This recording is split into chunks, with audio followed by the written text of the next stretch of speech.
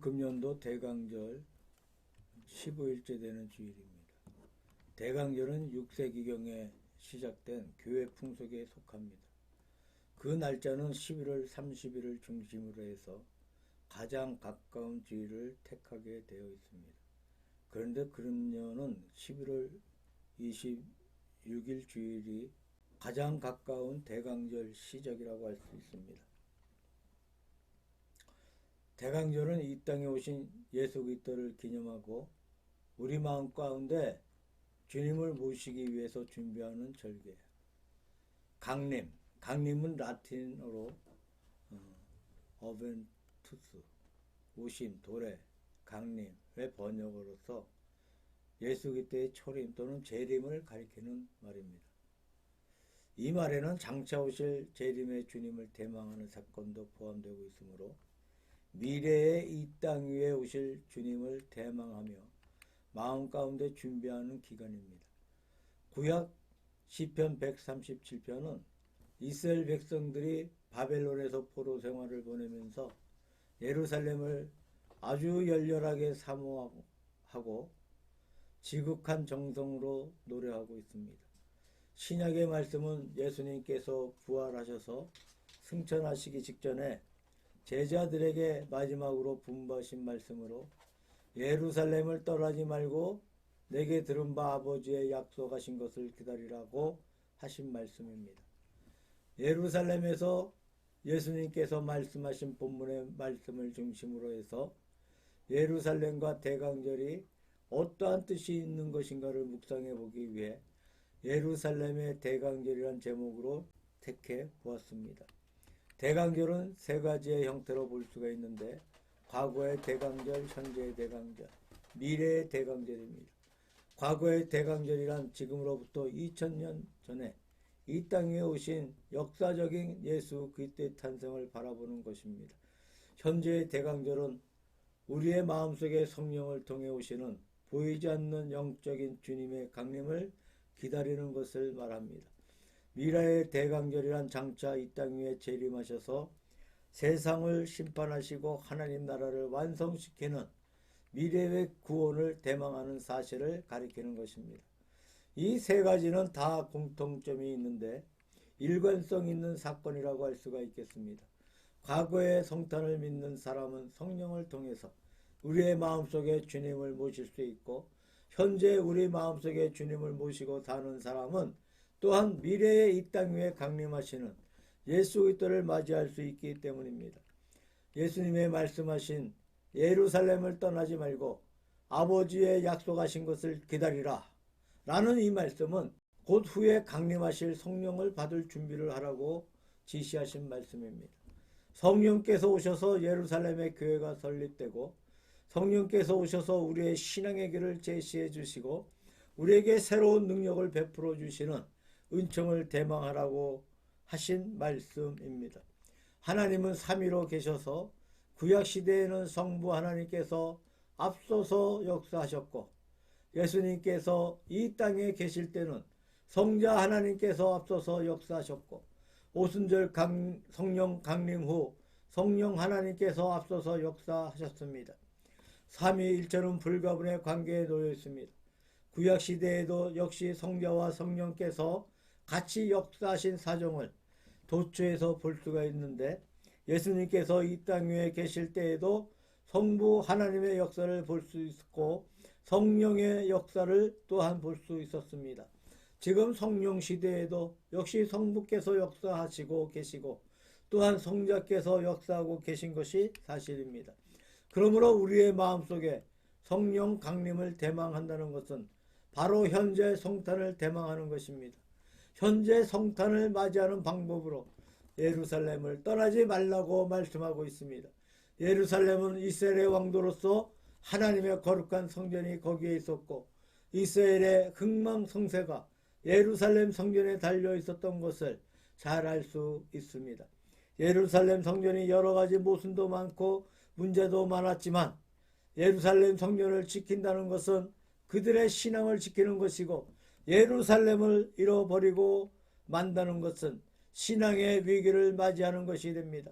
국가적으로나 교회적으로 예루살렘이 중추적인 위치에 있었던 것이 사실입니다. 이 예루살렘은 현재 우리 교회를 상징하는 존재라고 생각합니다.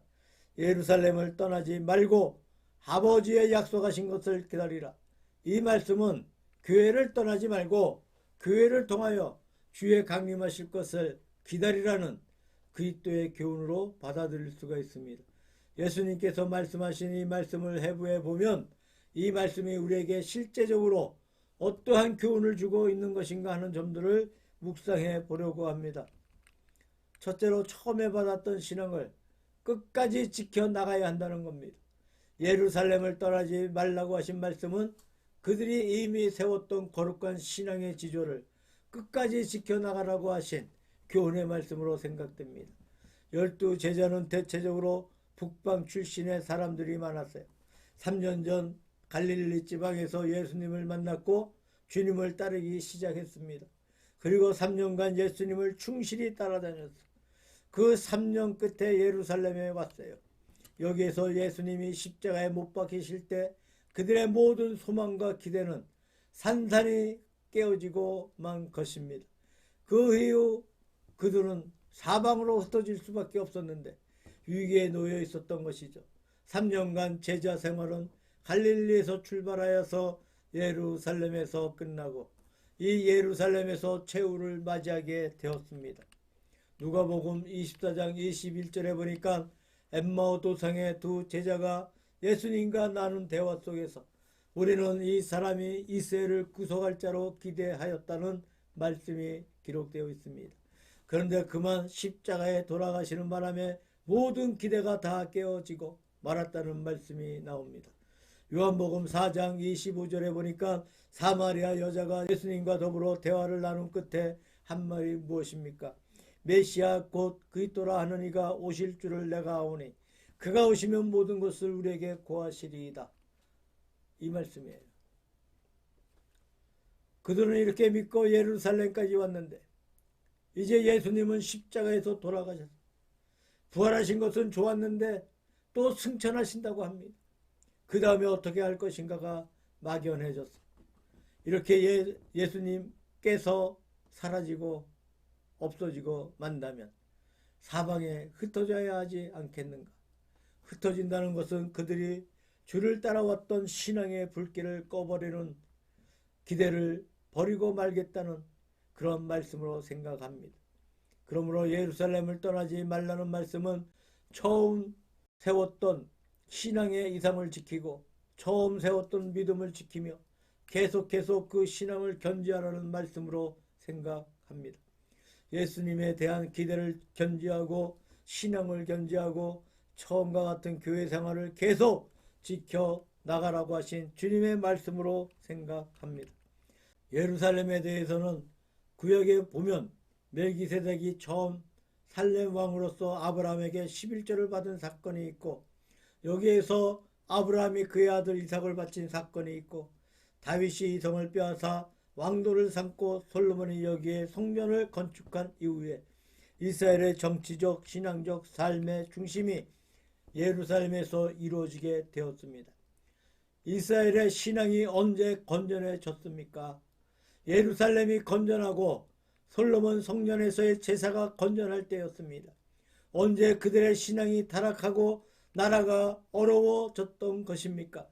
예루살렘이 황폐해지고 성전의 예배가 황폐해질 때 그 나라가 또한 황폐해졌던 것을 볼 수 있습니다. 예루살렘을 떠나지 말라고 하신 말씀은 그러므로 신앙을 굳게 지키라는 말씀으로 생각합니다. 사도 요한은 사랑의 사도로 우리가 알고 있습니다. 그는 사랑의 사도라 일컫게 되는 재미있는 일화가 남아있는데 사도 요한이 전도해서 믿게 된 그의 제자 가운데 한 사람은 원래 산적이었답니다. 산중에 있던 도둑이었어. 이 사람이 요한의 전도로 감화를 받아서 요한을 따르고 예수님을 믿게 되었는데 그러나 얼마쯤 가다가 마음속에 요한 곁에 있는 것이 싫어져 요한을 떠나 다시 산중에 들어가서 산적질을 합니다. 이 말을 들은 요한은 그 위험한 산중에 들어가서 그 사람을 만나 그를 데리고 또 돌아왔어. 얼마쯤 요한 곁에 있다가 또 도망쳐 갑니다. 이렇게 하기를 3번이나 반복했습니다.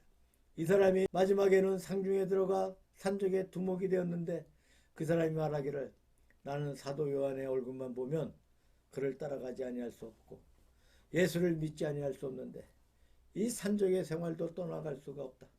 내가 이제 요한의 제자가 되지 않고 산적의 생활을 계속하기 위해서는 요한을 만나지 말아야 된다. 요한을 만나면 내 마음이 약해져서 안 된다고 했어요. 그래서 다시 요한을 만나지 않기로 마음을 굳게 작정을 하고 그의 모든 부하들에게 명하기를 만약에 요한이 오거든 결코 나를 만나지 못하게 하라. 요한이 이 산에 들어오지 못하게 하라고 엄명을 내렸어요. 요한은 위험한 상중에 또 찾아갔습니다. 산중의 경계가 대단히 심하고 요한을 받아주지 않습니다. 요한은 떠나지 않고 며칠을 거기에 머물면서 기어코 그를 만나려고 애를 썼어요.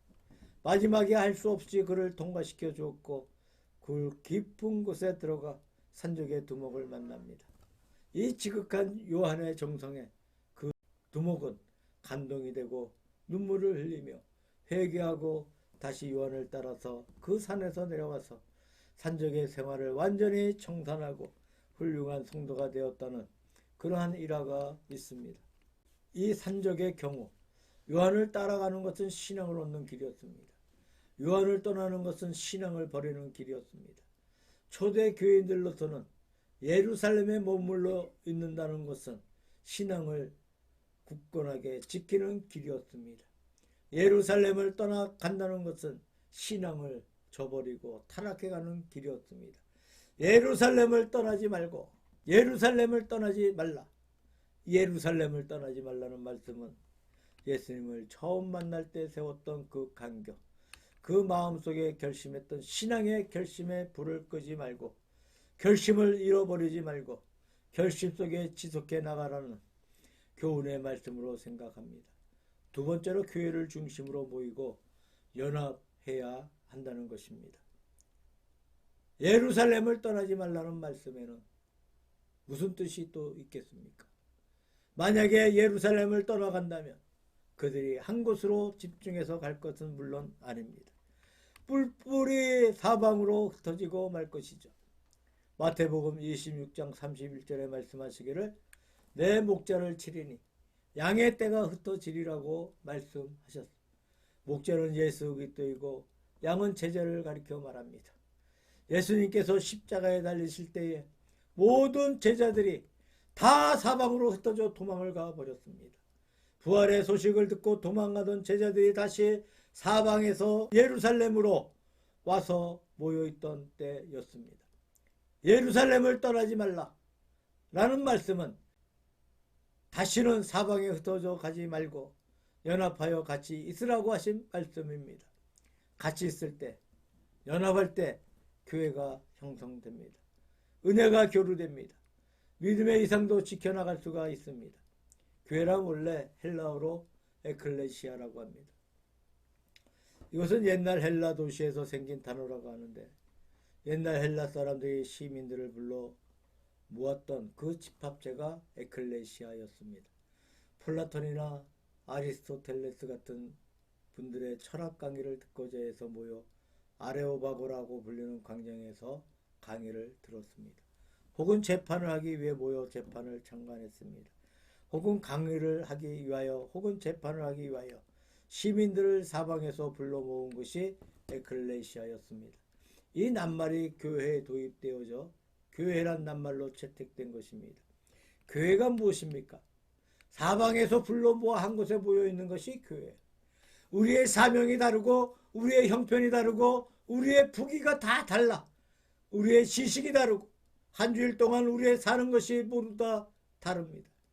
오늘 우리가 다 같이 한 장소에 모여서 주님을 찬양하고 있습니다. 이것이 바로 교회. 교회의 또 다른 낱말은 시나고게입니다. 헬라어로 시나고게는 함께 모임, 함께 모인 사람들, 회합을 의미하는 단어로 특히 유대인의 회당의 모임이나 장소를 말하고 기독교인의 집회 회합 등을 의미합니다. 이 말은 같이 인도를 받는다는 말입니다. 이스라엘 백성이 넓은 광야에서 하늘의 불기둥과 구름기둥으로 인도를 받으며 일치단결하여서 이 광야를 행진했어요. 그래서 가나안으로 들어갔던 것처럼 우리가 모여 한 성령의 인도를 받으며 한 성령의 지도를 받고 한 믿음을 가지면서 같이 주님의 은총 가운데 주님의 인도를 받는 것이 바로 교회라는 것입니다. 같이 모여 있는 것이 교회이고 같이 모여 있는 가운데 성령의 강림이 임한 것을 알 수가 있습니다. 그런데 같이 모여 있다는 것이 여러 가지 경우들이 있습니다. 죄를 짓기 위해서 같이 모여 있는 사람들도 볼 수가 있고 또 악을 행하는 자의 말을 들어보면 결코 죄는 혼자 짓지 못한다고 합니다. 혹은 불안스러워서 혹은 겁이나 죄를 지을 때는 반드시 공모자가 있다는 말을 들어보았습니다. 또 세상의 오락을 하기 위해 같이 모이는 경우도 있습니다. 이렇게 같이 합하는 여러 가지 이유들이 많이 있어요. 그러나 본문의 초점은 예루살렘입니다. 거룩한 하나님의 교회, 하나님의 성도, 하나님의 집을 중심으로 같이 모이라는 말씀입니다. 물론 현재 우리 교회에는 여러 가지 문제가 많이 있어요. 그래서 현대의 어떤 교회는 교회에 가도 은혜가 없어서 별로 재미가 없어서 집에서 나 혼자 예수를 믿겠다. 난 교회를 가지 않지만 예수를 믿는 사람이다. 라는 이런 식의 나홀로 신자도 많이 있습니다. 어떤 사람은 나는 교회 가는 것보다 어떤 산에 가는 것이 더 좋다. 산에 기도원에 가서 예수를 믿겠다는 이런 사람들도 있습니다. 어떤 사람은 집에 모여서 가정 예배를 드리자라는 이런 사람도 있습니다. 그래서 예루살렘을 떠나고 교회를 떠도는 분들이 많이 볼 수 있습니다. 물론 그 사람들의 말에는 일리가 없는 것은 아닙니다. 교회에 문제가 많은 것이 사실입니다. 교회에 잘못이 많이 있는 것도 사실입니다. 유명한 랍비 가운데 한 사람이 예루살렘의 죄를 이렇게 평한 적이 있습니다. 전 세계의 죄를 열이라고 할 때에 그 중에 9은 예루살렘에 있고 세계 전체의 죄를 합해도 나머지 하나밖에 되지 않는다라고 말한 적이 있습니다. 이렇게 예루살렘에 숱한 모순이 있고 죄가 많아서 오히려 세상보다 더 못하다는 말이 나올 수도 있습니다. 예수님께서도 예루살렘의 죄를 공격하신 적이 얼마나 많은지 몰라. 마태복음 23장을 보게 되면 바리새인들을 맹렬하게 공격하시는 말씀이 기록되어 있습니다. 예루살렘에 대해서 책망하신 말씀이 얼마든지 많이 있어요. 그렇지만 주님은 예루살렘을 사랑하셨습니다. 12살이면 유대인들이 처음으로 성전에 올라가는 나이라고 합니다. 주님도 그 나이부터 시작해서 마지막 십자가에 돌아가실 때까지 유월절을 지키셨다는 겁니다. 예루살렘에 찾아오셨고 성전을 지켰어요. 성전을 강도의 구혈로 만들었도다 라고 책망도 하셨습니다. 성전을 사랑하셨어요. 부족과 잘못이 많이 있지만 예루살렘을 떠나지 말라는 말씀입니다. 모순이 있음에도 불구하고 부족함이 있음에도 불구하고 여기에서 단결된 가운데 모였을 때에 성령께서 강림하신 사실을 볼 수 있습니다. 구약 에스겔서 37장에 보면 마른 뼈가 부활하는 환상이 나옵니다. 에스겔이 보았던 넓은 환상의 골짜기에는 메마른 뼈들이 사방에 흩어져 있습니다. 얼마나 오래되었는지 하얗게 말라 있고 머리뼈는 머리뼈대로 발뼈는 발뼈대로 사방에 다 흩어져 있습니다. 에스겔이 하나님의 명령을 받아서 해골들에게 예언을 하니까 큰 요동이 일어나고 전부 다 글러와 자기 위치를 따라 다 연결되었다고 합니다. 팔뼈는 팔뼈 위치에, 다리는 다리 위치에 가서 붙어서 죽은 자가 골격을 다 이루었습니다. 골격이 다 이루어지니까 거기에 살이 붙었어요. 피가 통하게 되었습니다. 가죽이 올라왔습니다. 다시 예언하니까 생기가 들어가 일어나서 하나님의 큰 군대가 되었습니다. 흩어져 산산이 조각나 있는 뼈들은 부활할 수 없습니다. 또 부활한다 하더라도 아무 일도 못할 것입니다. 이것을 연결하는 것이 부활의 첫째 작업입니다. 다 연결한 후에야 살이 오르고 뼈가 생기고 생기가 들어간 사실을 볼 수가 있습니다. 분열된 세계에는 진정한 하나님의 은혜가 임할 수 없다는 사실을 말하고 있습니다. 예루살렘을 중심으로 단결되어 있을 때에 성령께서 강림하시는 역사가 이루어졌던 것을 기억해야 되겠습니다. 세 번째로 사람의 할 일을 다한 후에 하늘의 역사를 대망해야 된다는 것입니다. 마지막으로 말씀드리고 싶은 것은 아버지의 약속하신 것을 기다리라는 것입니다. 처음 세웠던 거룩한 신앙의 이상을 굳게 지키고 예루살렘을 중심으로 다같이 연합하고 고개를 들어 하나님의 성령의 오심을 대망하는 것입니다. 다시 말하면 사람이 할 일을 다하고 하늘의 역사를 대망하는 것이죠. 사람이 자기 할 일을 다하는 것과 하나님의 음성을 대망하는 것, 이 두 가지는 어느 하나도 빠질 수 없는 요소입니다. 예를 들면 농사하는 광경을 보게 됩니다. 봄에 밭을 갈고 씨앗을 뿌리고 모내기를 하고 모든 것을 다한 후에 하늘에서 비가 오기를 대망하고 있습니다. 사람이 자기 일을 하지 않고 비가 와 보았자 소용이 없어요. 또한 자기 일을 다 한다 해도 비가 오지 않으면 소용이 없습니다. 사람이 자기 할 바를 다하고 하늘이 하는 역사를 대망하는 것이 인간의 전 생활의 밑바닥에 흐르고 있는 기본 원리인 줄로 생각됩니다. 중환자가 병원에 누워 있습니다. 의사가 수술을 해서 정성껏 잘 치료해 놓았어요. 자기 할 바를 다 했으면 그 다음에 하늘의 은총을 대망해야 합니다. 아무리 수술이 잘 되었다 하더라도 그 사람이 죽으면 어쩔 수가 없습니다. 수술이 미흡해도 살려면 살 수도 있는 것입니다. 사람이 할 모든 것을 다한 후에 하나님의 은총을 대망합니다. 우리가 공부하는 것도 그렇습니다. 사업하는 것도 그렇습니다. 우리의 사회생활 전반의 이 두 가지 요소가 같이 우리들에게 있는 줄로 생각합니다.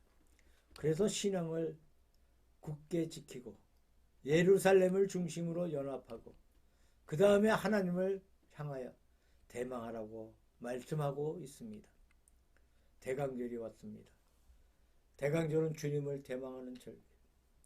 그러나 앞서 있는 두 가지의 준비가 없이 무조건 대망해서는 되는 것이 아닙니다.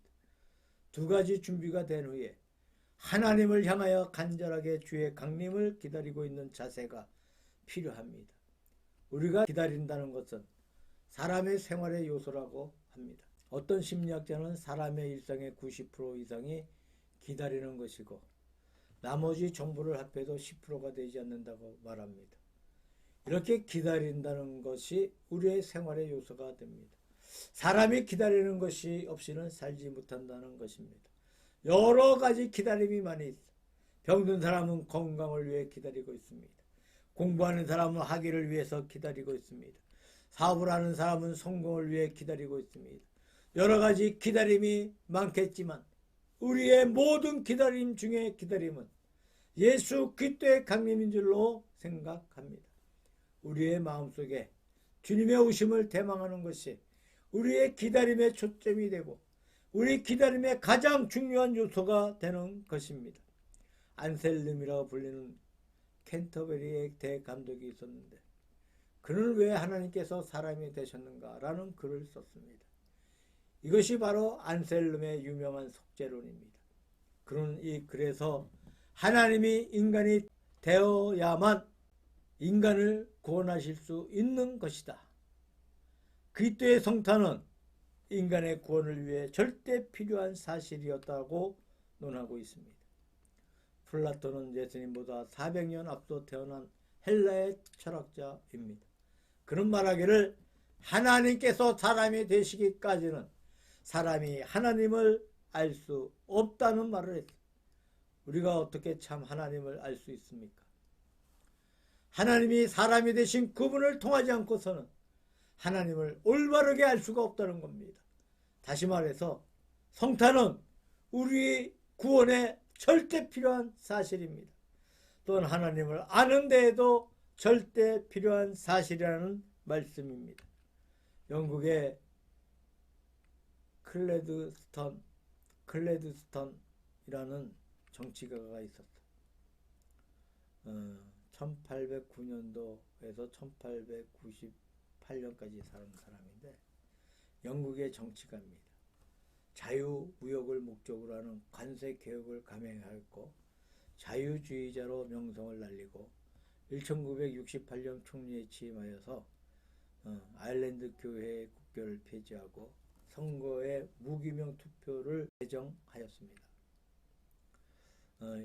이 유명한 정치가는 놀랍게도 23살에 국회의원이 된 사람이에요. 또 25살 때 재무장관이 되었어요.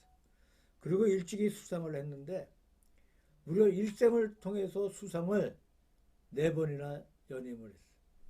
그가 나이가 많아서 은퇴했을 때 자기 과거를 회고해 보면서 언젠가 가장 기뻐했더냐는 질문에 대해 이렇게 대답을 합니다. 내가 대학을 수석으로 졸업한 순간보다도 23살에 국회의원이 된 순간보다도 25살 때 장관이 된 순간보다도 또 그 후에 수상이 된 순간보다도 내 일생에 가장 기쁘고 감격되고 지금도 내 마음에 남아있는 순간은 내가 젊었을 때 교회에 가서 기도하는 가운데 나의 죄를 깊이 회개하고 내 안에 주님이 강림하여 오시는 사실을 체험한 순간이었다. 나는 이 감격을 평생 잊을 수가 없다. 그는 이렇게 수리한 적이 있다고 합니다. 그가 왜 그렇게 유명한 정치가이었는가? 그런 정치를 신앙으로 했다는 평이 남아 있습니다. 신앙의 도를 가지고 정치를 한 사람입니다. 그래서 그의 정치가 밝았고 높았고 공정해서 이름이 나 있다는 말씀을 들어보았습니다. 우리에게 최대의 기쁨은 그리스도의 강림입니다. 우리의 최대 대망도 예수 그리스도의 강림입니다. 우리가 2023년도 대강절을 맞이하면서 참으로 우리의 주위에 어려운 조건들이 많이 있습니다. 우리 인간이 해야 할 모든 일을 다한 후에 고개를 들어 주님의 오심을 대망하시기를 바랍니다. 아버지의 약속하신 것을 대망하는 이 계절이 되기를 바랍니다. 우리의 신앙의 정조를 굳건하게 견지하고 우리가 부족해도 교회를 통해 단결하고 성령의 강림을 통해서 현재의 성탄을 대망하는 마음의 자세가 되기를 우리 주 예수 그리스도의 이름으로 축원합니다.